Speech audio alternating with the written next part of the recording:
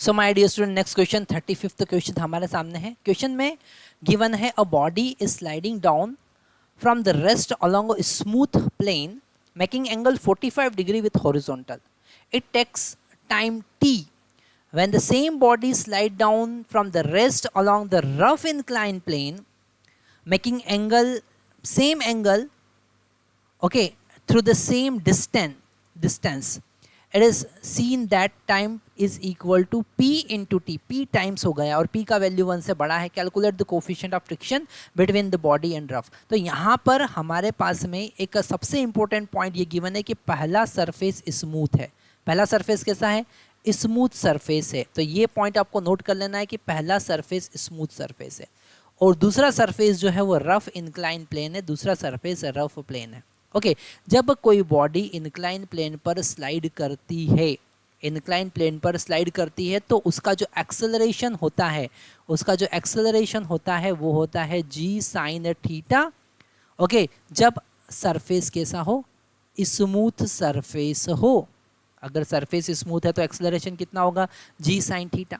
Okay, अगर हम यहाँ पर distance s is equal to u t plus half AT square का फार्मूला लगाते हैं, है ना, तो यहाँ पर सबसे इंपॉर्टेंट है कि स्टार्टिंग फ्रॉम रेस्ट मतलब u इक्वल टू 0 हो जाएगा, मतलब s इज इक्वल टू हो जाएगा half g sine theta, half g sine theta capital T square.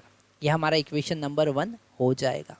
Okay, अगर हम अब यहाँ पर रफ इंक्लाइन प्लेन की बात करें, ये स्मूथ था, अब अगर हम रफ इंक्लाइन प्लेन की बात करें, रफ इंक्लाइन प्लेन की अगर हम बात करते हैं तो यहाँ पर कोई ब्लॉक अगर इस रफ इंक्लाइन प्लेन जिसका इंक्लिनेशन कितना है, जिसका इंक्लिनेशन थीटा है, इस पर अगर स्लाइड करता है तो उसका एक्सेलरेशन कितना होगा?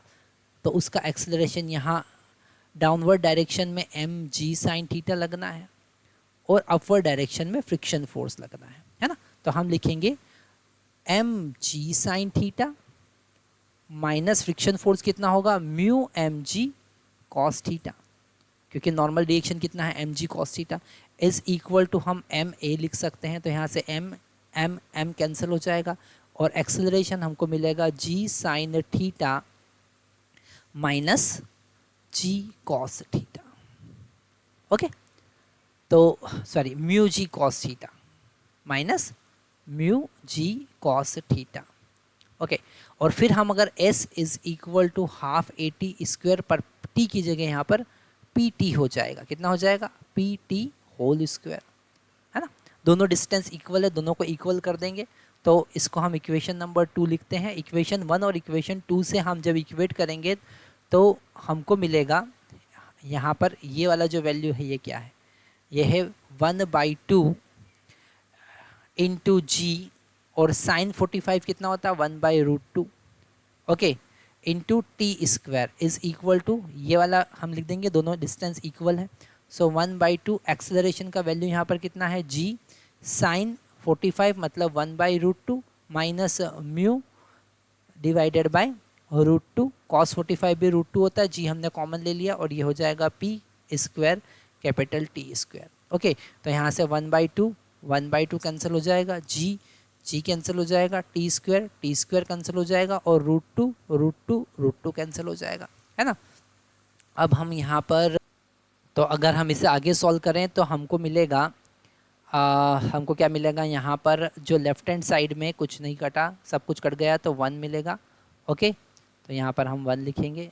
1 is equal to right hand side पे कितना मिला? यहाँ पर 1 माइनस म्यू स्क्वायर, तो 1 minus mu into P square.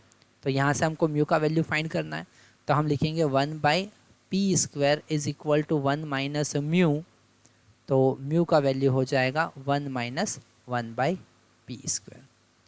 Okay, ये हमारा म्यू का वैल्यू है, इसे हम हाईलाइट कर सकते हैं। तो यहाँ पर जो कॉन्सेप्ट हमको पता चला वो कॉन्सेप्ट था जिसमें हमने देखा